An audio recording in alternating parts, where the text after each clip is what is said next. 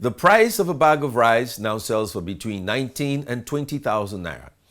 This is coming at a time when the national minimum wage is 18,000 naira. This got me thinking, how does a man earning 18,000 naira feed his family when a bag of rice costs more than his monthly salary? How does he clothe his children? How does he educate his children? We all know that the economy is negatively impacted by the fall of the price of oil.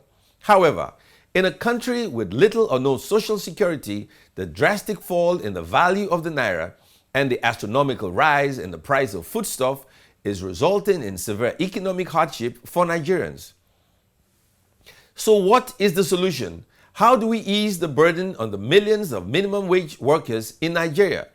The only solution lies in increasing spending on infrastructure and other capital projects that will create opportunities for Nigerians to start small and medium-scale enterprises.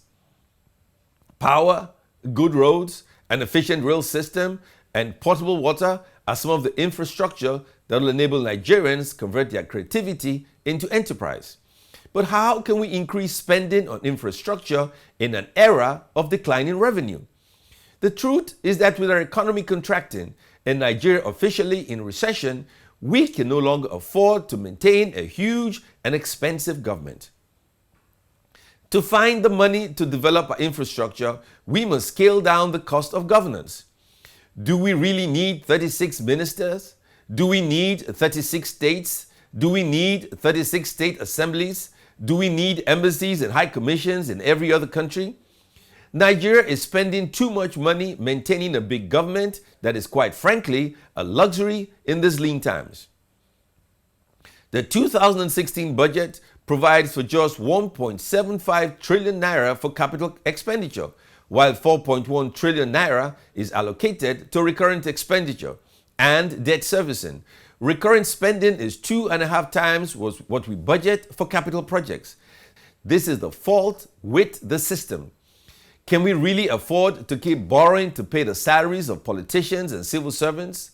Can we really afford to spend 60% of our budget on recurrent expenditure with very little left for capital expenditure when our population is exploding at a rate of 4% annually? Instead of embassies and high commissions in almost all nations, we can have embassies and ambassadors with concurrent accreditation in a sub-region or in neighborhood nations. Instead of 36 state assemblies, why don't we have 6 assemblies representing the 6 geopolitical zones?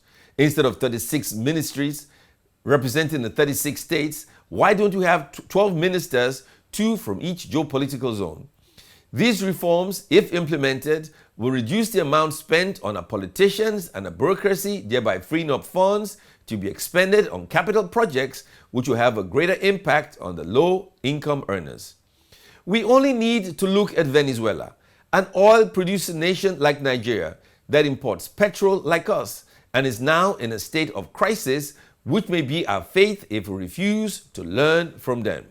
My name is Ben Murray Bruce, and I just want to make common sense.